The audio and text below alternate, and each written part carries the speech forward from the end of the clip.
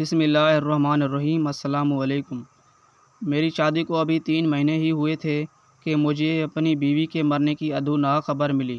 میں تو سوچ بھی نہیں سکتا تھا کہ میری اتنی محبت اور پیار کرنے والی بیوی، جس سے ابھی کھل کر میں اظہار محبت بھی نہ کر سکتا، وہ اس دنیا سے اتنی جلدی چلی جائے گی۔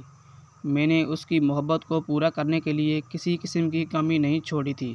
جیسا وہ چاہتی تھی میں نے ویسا ہی کیا، پر زندگی نے اتنا بڑا ستم مجھ پر کر دیا کہ میری بیوی بھری جوانی میں مجھے چھوڑ کر چلی گئی۔ لیکن بیوی کے مرنے کے بعد ہی اصل کہانی شروع ہوئی، جس نے مجھے نہ صرف جھنجھوڑ کر رکھ دیا بلکہ بہت سارے رشتوں کی پہچان کرا دی تھی۔ جیسے ہی میری بیوی کے مرنے کی خبر پھیلی تو میکے والے ہمارے گھر آ گئے۔ اس کی ماں مجھے لان تان کرنے لگی، کہنے لگی تو نے ہماری بیٹی کو مارا ہے۔ وہ شادی کرتے ہوئے تو بہت خوش تھی۔ اس نے ہم سے کہا کہ اب اس کا گھر سے جنازہ نکلے گا، پر تو نے تو سچ میں ہی اس کا جنازہ نکلوا دیا۔ تجھے ذرا بھی شرم نہیں آئی؟ تو نے ہماری بیٹی پر بہت ظلم کیے ہوں گے۔ وہ بیچاری بولی نہیں، اس لیے گھٹ گھٹ کر مر گئی۔ اب میں انہیں کیا سمجھاتا کہ میں تو اپنی بیوی سے ابھی تک کوئی تعلق قائم نہیں کر سکا، تو میں اس پر ظلم کیسے کرتا؟ ہم دونوں کا رشتہ بہت زیادہ تکلیف والا تھا۔ میں چاہ کر بھی اس کے قریب نہیں ہو سکا تھا۔ وہ اس قدر شرماتی لچاتی کہ میں اس سے بات کرتا تو وہ منہ دوسری طرف پھیر لیتی۔ خیر، اس سارے چوہے بلی کے کھیل میں 3 مہینے گزر گئے۔ مجھے پتہ نہ چلا تھا، پر اب تو اصل آفت میرے سر پر پڑی تھی۔ میرے ساس مجھے کہہ رہی تھی کہ میری بیٹی کی ایک ایک گناہ کا حساب تمہیں دینا پڑے گا۔ تم نے میری بیٹی پر بہت ظلم کیا ہے۔ اس کے علاوہ ایک اور بڑا واقعہ ہو گیا جس نے مجھے زیادہ پریشان کیا۔ بیوی کے میکے والے کہہ رہے تھے کہ ہم میت کو اپنے گھر لے کر جائیں گے اور اپنے آبائی قبرستان میں دفن کریں گے، جبکہ میرے گھر والے کہہ رہے تھے چونکہ اب وہ ہماری ذمہ داری تھی، اس لیے اسے دفنایا بھی یہیں پر جائے گا۔ لیکن بیوی کے میکے میں ایک آدمی بہت زیادہ ضد کر رہا تھا کہ کسی صورت بھی ہم اپنی بیٹی کو یہاں دفن ہونے نہیں دیں گے۔ تم نے اس پر جیتے جی بہت ظلم کیا، اب ہم اسے مر کر یہاں نہیں چھوڑ سکتے۔ خیر، کچھ نہ کچھ کر کے ان لوگوں نے میت کو یہاں سے نکال لیا اور یہ لوگ اسے اپنے گھر لے گئے۔ میں بہت زیادہ پریشان تھا، لیکن اب میری بیوی تھی، وہ چاہے دفن جہاں بھی ہوتی، میری اس کے ساتھ نسبت ختم تو ہونے سے رہی۔ سو میں ابھی ان کے ساتھ ہی چلا گیا۔ میں اپنی بیوی کو دفن کرتے وقت بہت پریشان تھا۔ میں نے جب اسے لیند میں اتارا تو میرا رواں رواں کانپ رہا تھا۔ مجھے اپنی موت یاد آ رہی تھی۔ دل چاہا بیوی کے ساتھ میں بھی اس دنیا سے چلا جاؤں، لیکن میں ایسا نہیں کر سکتا تھا۔ تبھی مجھے پیچھے سے کسی نے دھکا دیا۔ میں نے پیچھے مڑ کر دیکھا تو وہی آدمی کھڑا تھا جس نے میری بیوی کا جنازہ یہاں لانے پر بہت زیادہ ضد کی تھی۔ کہنے لگا، ارے بھائی، اب کیا تم بھی قبر میں لیٹ جاؤ گے؟ نکلو یہاں سے۔ مجھے اس کا انداز بہت ہی عجیب، نفرت والا لگ رہا تھا۔ میں قبر سے ذرا پیچھے ہٹ گیا۔ جلدی جلدی قبر پر سلیں ڈال دی گئیں اور پھر تدفین مکمل کر دی گئی۔ وہیں آدمی سب کو کہنے لگا کہ اب یہاں غیر اسلامی طریقے سے تماشا نہ لگایا جائے، سب لوگ اپنے اپنے گھروں کو چلے جائیں، اور تم یہاں اب کیا اپنی بیوی کا ماتم کرتے کرتے اس دنیا سے اٹھ جاؤ گے؟ اپنے گھر جاؤ، اپنے گھر والوں کو، اپنی ماں کو وقت دو۔ میں اس کی کڑوی کھسیلی باتیں سن کر بہت پریشان تھا، لیکن کیا کرتا، یہ موقع ہی ایسا تھا کہ میں زیادہ بول بھی نہیں سکتا تھا۔ میں چپ چاپ اپنے گھر آ گیا۔ گھر آ کر میرا دل بری طرح رو رہا تھا۔ تبھی میں کسی دوست کو فون لگانے لگا تھا۔ میں نے جیب میں ہاتھ ڈالا تو دیکھا میرا تو موبائل ہی جیب میں نہیں تھا۔ یہ دیکھ کر میرے قدموں تلے زمین نکل گئی۔ میں بہت پریشان ہوا، سوچا کہ شاید موبائل میں کہیں راستے میں پھینک آیا ہوں۔ پھر مجھے یاد آیا کہ قبرستان سے آتے ہوئے میری جیب ذرا ہلکی تھی۔ میں اسی وقت اتنا فرق محسوس نہیں کر سکا، لیکن بات دراصل یہی تھی کہ میں اپنا موبائل قبرستان میں ہی کہیں بھول آیا تھا۔ میں فوراً گھر سے نکلا۔ اب موبائل فون کے بغیر تو زندگی نہیں گزاری جا سکتی، یہ بات تو آپ لوگ بھی اچھی طرح جانتے ہوں گے۔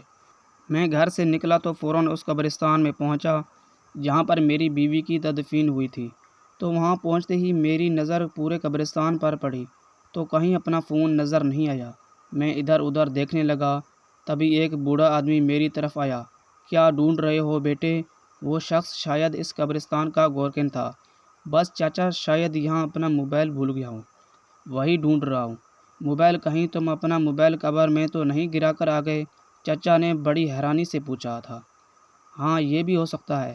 اصل میں جب قبر میں دیکھ رہا تھا تو مجھے کسی نے قبر سے ہٹانے کے لیے قمیض سے پکڑ کر کھینچا تھا۔ میرا موبائل نیچے ہی گر گیا ہے۔ یہ بات سن کر میں لرز کر رہ گیا۔ تو کیا میرا موبائل اس قبر میں گر گیا ہے؟ لگتا ہے کہ اب مجھے قبر کھودنی پڑے گی۔ توبہ کرو میاں، کیسی باتیں کرتے ہو؟ وہ آدمی اپنے کانوں کو ہاتھ لگانے لگا۔ ایک چند ہزار کے موبائل کے لیے تم تو اللہ کا اتنا بڑا قانون توڑو گے؟ قبر اللہ کی حد ہوتی ہے۔ خبردار، اگر تم نے قبر کھولنے کی کوشش کی تمہاری بیوی کے سارے میکے والے گھر والے اٹھ کر آ جائیں گے۔ وہ تمہیں زندہ نہیں چھوڑیں گے۔ تم ایسی بات ہرگز مت کرنا۔ یہی سوچیں گے کہ تم نے ہی ان کی بیٹی کو مارا ہے۔ میں یہ بات سن کر حیران ہو گیا کہ اس آدمی کو میرے گھر کے مسئلوں کے بارے میں کیسے پتہ تھا۔ یہ ایک گورکن تھا، پھر اس کو یہ بھی پتہ تھا کہ یہ اور اس کے گھر والے مجھ سے ناراض ہیں، اور یہ کہ یہ میری بیوی کے میکے کا قبرستان ہے۔ شہروں میں عموماً ایسی تفصیلات نہیں بتائی جاتی، نہ ہی کوئی دوسرے خاندان کے بارے میں جانتا ہے۔ پھر یہ گورکن عجیب تھا جسے ہر طرح کی معلومات تھی۔ میں بڑا حیران ہوا لیکن چپ تھا۔ اس وقت غم ہی اتنا تھا کہ میں فوراً اپنے گھر لوٹ کر آیا۔ گھر آ کر میں نے یہ بات اماں کو بتائی۔ اماں کہنے لگی، ارے بیٹا، اس میں پریشان ہونے والی کیا بات ہے؟ تم ایسا کرو کہ دوسرا موبائل لے لو، خواہ مخواہ پریشان ہوتے ہو پھروگے۔ اب اگر بیوی کی وفات کے بعد تمہارے پاس موبائل بھی نہیں ہوگا تو تمہارا دل اور بھی زیادہ پریشان ہوگا۔ اپنا دھیان بٹانے کی کوشش کرو۔ میں تمہیں پیسے دے دیتی ہوں تو میں جا کر اپنے لیے نیا فون خرید لو۔ میں نے کہا، اماں، اس نمبر پر تو میرے کافی سارے جانے والے تھے، لیکن چلو آپ کہتی ہیں تو میں ایسا ہی کروں گا۔ آپ مجھے پیسے دے دیں، میں آپ کو 1 مہینے کے بعد لوٹا دوں گا۔ ماں نے مجھے پیسے دے دیے۔ میں جا کر اپنا فون خرید لایا۔ میں نے اپنے پاس ایک سم بھی رکھ لی تھی، لیکن پھر ایک ایسا واقعہ ہوا جس نے مجھے مزید بے چینی میں ڈال دیا۔ رات کے 12 بجے تھے، میرے فون پر سگنل نہیں آ رہے تھے۔ اچانک سے سگنل آ گئے تو میں نے پہلا نمبر ملایا، وہ جو اپنا پرانا نمبر تھا۔ شاید میں سگنل چیک کرنے کے لیے ایسا کر رہا تھا۔ میری تو وہم و گمان میں بھی نہیں تھا۔ میرا خیال تھا کہ بس میرا موبائل قبر میں گر گیا ہے تو اب وہ ختم ہو گیا ہوگا، بند ہو گیا ہوگا، کیونکہ فون میں چارجنگ بھی زیادہ نہیں تھا۔ لیکن جیسے ہی میں فون ملایا اس پر بیل جانے لگی۔ یہ سن کر میرے رونگٹے کھڑے ہو گئے۔ مجھے عجیب سا ڈر لگنے لگا کہ میرا موبائل قبر میں ہے اور وہاں اس پر بیل جا رہی ہے۔ لیکن اگلے لمحے جو ہوا اس نے مجھے حیران کر کے رکھ دیا۔ میرا فون اٹھا لیا گیا اور پھر جو ہوا میں اس قدر حیران و پریشان ہوا اور تجسس میں مبتلا ہوا کہ فوراً اپنی جگہ سے اٹھ کھڑا ہوا۔ اماں بھی حیران تھی کہ میں یہ کیا کر رہا ہوں۔ بیٹے، کہاں جا رہے ہو؟ اماں، میں اپنی بیوی کی قبر پر جا رہا ہوں۔ کیا ہو گیا ہے تمہیں؟ پہلے موبائل کا بہانہ بنا کر گئے تھے، اب کون سی آفت آ گئی ہے؟ رات کے اس وقت تم اپنی بیوی کی قبر پر جا رہے ہو؟ اماں، مجھے جانا ہوگا۔ یہ کہہ کر میں تو گھر سے نکل گیا۔ میں نہیں جانتا تھا کہ میری ماں میرے پیچھے کتنا پریشان ہوئی ہوگی۔ ابھی میرے دل میں صرف اور صرف ایک ہی خیال چل رہا تھا، اور وہ تھا میری بیوی کا خیال۔ کیونکہ جو کچھ میں نے سنا تھا اس کے بعد میں خاموش تو نہیں بیٹھ سکتا۔ میری پوری ذمہ داری بنتی تھی کہ میں اس معاملے کی جا کر تحقیق کروں۔ اس لیے میں اپنی بیوی کے آبائی قبرستان پہنچ گیا تھا، مگر جیسے ہی میں نے اندر قدم رکھا تو وہی گورکن مجھے ملا۔ ارے میاں، تم یہاں بار بار کیا ڈھونڈنے آتے ہو؟ مجھے غصہ آیا اور کہا، تمہارا کام ہے قبریں کھودنا، آپ اس تک رہیے۔ آپ مجھ سے بار بار سوال کیوں کرتے ہیں کہ میں یہاں کیوں آتا ہوں؟ لیکن میاں، میں تو تم سے ہمدردی کی وجہ سے پوچھ رہا ہوں۔ تمہیں اس قبرستان کا نہیں پتہ؟ میں یہاں کا گورکن ہوں تو میں ہی ذمہ داری اٹھاؤں گا نا، اس لیے پوچھ رہا ہوں کہ کوئی مسئلہ ہے تو مجھے بتاؤ، میں حل کر دیتا ہوں۔ میں نے گورکن کو بھی ساری بات بتا دی تھی۔ یہ سنتے ہی اس کے چہرے پر ایک رنگ آیا اور ایک گزر گیا۔ اچھا، میں اس معاملے کے بارے میں کچھ نہیں جانتا بیٹا، لیکن ایک بات ضرور کہوں گا کہ اس کا تعلق تمہاری بیوی سے ہے، تمہاری بیوی کی قبر سے نہیں۔ اور تم اپنی بیوی کے گھر والوں سے جا کر اس بات کا پتہ معلوم کرو، تمہیں خود ہی سمجھ آ جائے گا۔ میں کچھ بولوں گا تو وہ خیانت ہو جائے گی، اس لیے میں خود کو گناہ گار نہیں کرنا چاہتا۔ تمہیں خود کو جا کر معلوم کرو عقل مند کے لیے اشارہ ہی کافی ہوتا ہے۔ میں گورکن کی بات سن کر سمجھ گیا تھا کہ وہ مجھے پوری بات نہیں بتانا چاہتا۔ شاید کہ اس نے میری بیوی کے گھر والوں سے کوئی رقم وصول کی ہوگی یا کوئی اور وجہ ہوگی جس کی وجہ سے وہ پوری بات نہیں بتا رہے تھے۔ میں اپنی بیوی کے قبرستان سے ہو کر اس کے گھر پہنچ گیا، لیکن میں نے گھر کے دروازے پر دستک نہیں دی بلکہ یوں ہی گھر میں داخل ہو گیا۔ میں نے دیکھا وہ سب لوگ ایک کمرے میں بیٹھے باتیں کر رہے تھے۔ گھر کا باہر والا حصہ بالکل خالی تھا، وہاں کوئی بھی نہیں تھا، اس لیے میں وہاں اس کمرے کے قریب پہنچ گیا جہاں بیٹھ کر وہ لوگ باتیں کر رہے تھے۔ میں نے دیکھا ان سب کے چہروں پر بے پناہ غصہ تھا، لگتا تھا جیسے وہ ابھی اٹھ کر مجھے مارنا شروع کر دیں گے۔ وہ بات کر رہے تھے میری بیوی ہی کے بارے میں، لیکن سمجھ نہیں آ رہا تھا کہ وہ میری بیوی پر غصہ کیوں کر رہے تھے۔ تبھی میرا ہاتھ ایک پیالی پر لگا، وہ پیالی گر کر ٹوٹ پڑی تو سب لوگوں کی توجہ میرے اوپر آ گئی۔ وہ لوگ مجھے یوں دیکھنے لگے جیسے میں نے اس گھر میں چوری کر لی ہو۔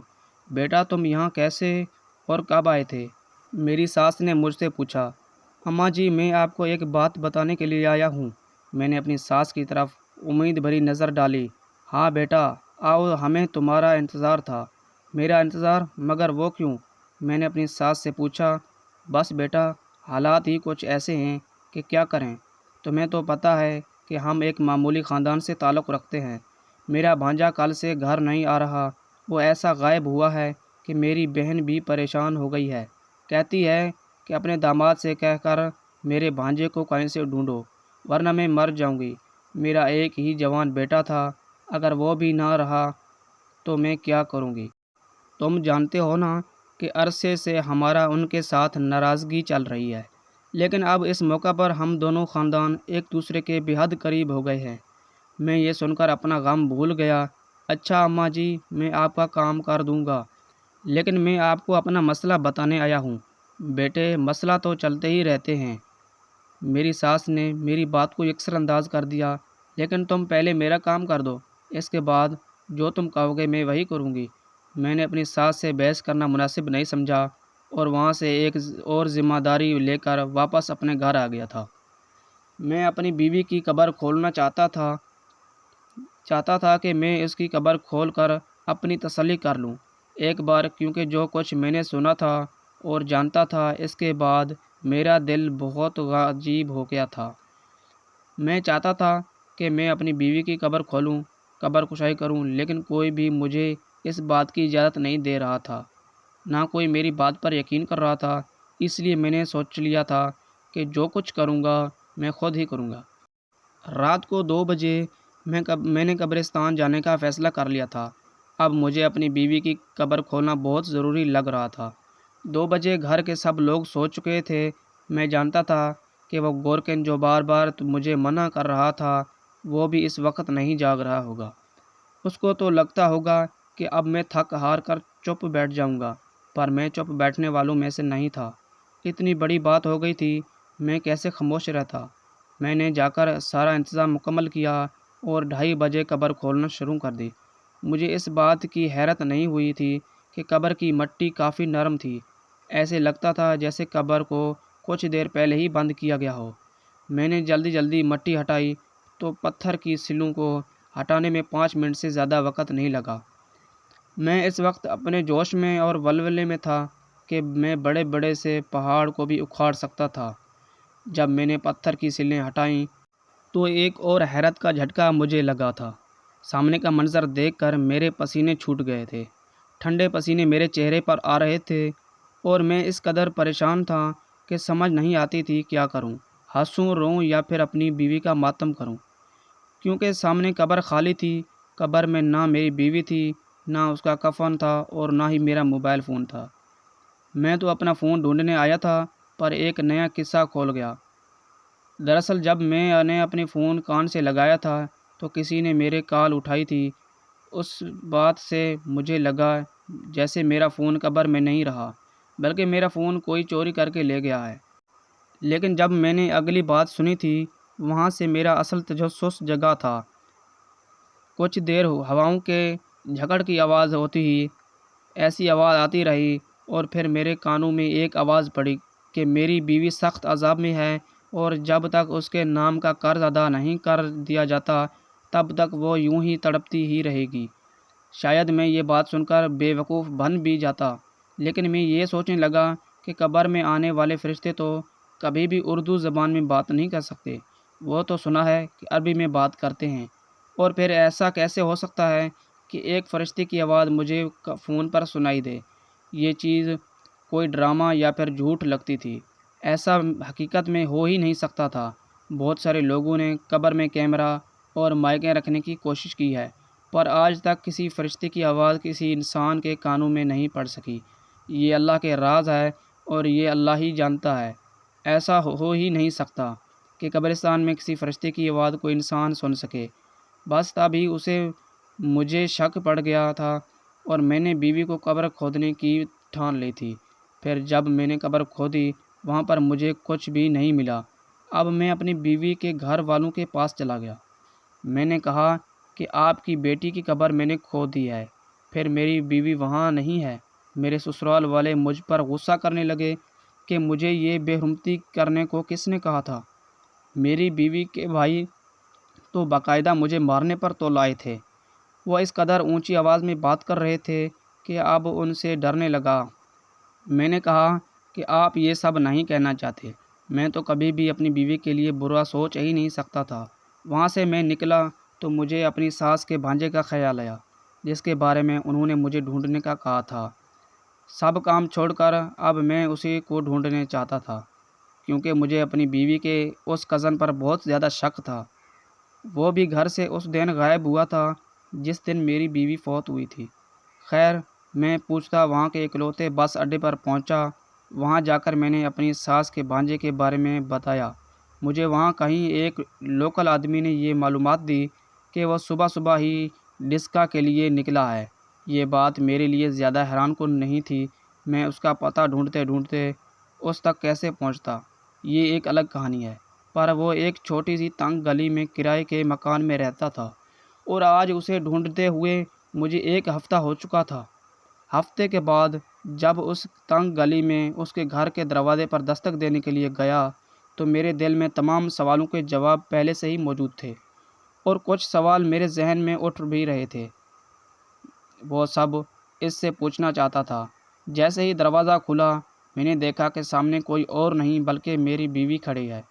میں تو کسی اور کو ڈھونڈنے یہاں آیا تھا۔ مجھے دیکھتے ہی اس کے چہرے کا ایک رنگ آیا اور ایک گزر گیا۔ وہ بڑی مشکل سے اپنی جان بچا کر پیچھے بھاگنے لگی۔ میں نے اسے بازو سے پکڑا اور گھسیٹنا شروع کر دیا۔ وہ چلانے لگی اور شاید مجھے گلی والوں کے سامنے ایک غنڈہ ظاہر کرنا چاہتی تھی۔ میں نے سب کو چپ کروایا کہ یہ میری بیوی ہے اور میں اسے ایسے یہاں چھوڑ کر نہیں جا سکتا۔ سب لوگ بہت حیران تھے۔ میری بیوی کے چہرے پر بھی بہت پریشانی تھی۔ میں نے اسے لا کر گاڑی میں پھینکا اور اس سے پوچھا کہ تم یہاں پر کیوں ہو؟ تم تو مر گئی تھی۔ وہ رونے لگی۔ خدا کے لیے مجھے معاف کر دیں، خدا کا نام مت لو، تم نے تو اس کو ناراض کر کے یہ راستہ اختیار کیا ہے، اب بتاؤ کہ تمہیں کیا سزا دوں؟ میری بیوی مجھ سے ہاتھ جوڑ کر معافی مانگنے لگی کہ پہلے ایک بار آپ میری بات سن لیں، پھر میں آپ کو سب کچھ سچ سچ بتاؤں گی۔ اگر تب بھی آپ کو یقین نہ آئے تو آپ جو کہیں گے میں وہی کروں گی۔ میری بیوی نے جب اپنی کہانی سنانا شروع کر دی تو میں بھی چپ ہو گیا۔ اب میں اسے کیا کہتا، کیا سزا دیتا؟ اس نے مجھے بتایا کہ وہ جب سے بڑی ہوئی ہے اس کے گھر میں اس کے خاندان والوں کا آنا جانا لگا رہتا ہے۔ اس کا ایک کزن جو کہ اس کی خالہ کا بھی بیٹا تھا اکثر ان کے گھر آتا جاتا رہتا۔ نذیر کے ساتھ بھی تکلفی بڑھی تو ایک دن نذیر نے اسے کہا وہ اسے ماڈلنگ کروانے کے لیے دوسرے شہر لے جائے گی، وہ خوب پیسہ کمائے گی، مشہور ہو جائے گی اور گھر کی غربت ختم کر دے گی۔ وہ بھی اس کی باتوں میں آ گئی، پھر اس کے ساتھ چل پڑی۔ دوسرے شہر جا کر اس نے اسے ہوس کا نشانہ بنایا اور ساتھ ہی اس کی تصویریں بھی بنائیں۔ جب میری اتنی ساری تصویریں بن گئیں تو وہ بھی بیچاری مجبور ہو گئی اور اس کی بات ماننے لگی تھی۔ یہ بات اس کی ماں کو پتہ چلی۔ ماں نے اس کی شادی مجھ سے کر دی، پر اس بھانجے نے تو اس کا پیچھا نہیں چھوڑا تھا۔ وہ کبھی اس کے سسرال آتا تو کبھی کچھ کرتا۔ ساتھ ہی اس نے سختی سے منع کر رکھا تھا کہ اپنے شوہر کے پاس نہیں جانا۔ ابھی میری بیوی 2 حصوں میں بٹ چکی تھی۔ وہ اس شخص کی باتیں بھی مانتی اور میرے گھر میں خوشی خوشی رہتی تھی۔ اپنا غم وہ کسی پر ظاہر نہ ہونے دیتی۔ پھر ایک دن اس کے خالہ زاد نے ایک فرمائش کر دی کہ تم مرنے کا ناٹک کرو، اس کے بعد میں تمہیں یہاں سے لے کر جاؤں گا تو میری بیوی بن کر رہو گی۔ اس بے وقوف کو اتنا بھی پتہ نہیں تھا کہ ایک شخص ہوتے ہوئے دوسرا نکاح نہیں ہو سکتا۔ میری بیوی نے اس کے کہنے کے مطابق ناٹک کیا۔ خدا جانے یہ ناٹک اس نے اتنی کامیابی سے کیسے کیا، پر جیسے ہی میری بیوی نے مرنے کا اعلان ہوا تھا، اس کے میکے سے سب لوگ میرے گھر آ گئے تھے، اور شاید اسے دفنانے میں جلدی کرنے کی بھی یہی وجہ تھی کہ وہ آدمی اس کے سبب پیچھے کھڑا تھا۔ اس نے سبھی کو پیسے جو کھلائے ہوں گے، اب میری بیوی کو پیسہ کمانے کا ذریعہ بنا چکا تھا، اور اس پر بے انتہا ظلم بھی کیا کرتا۔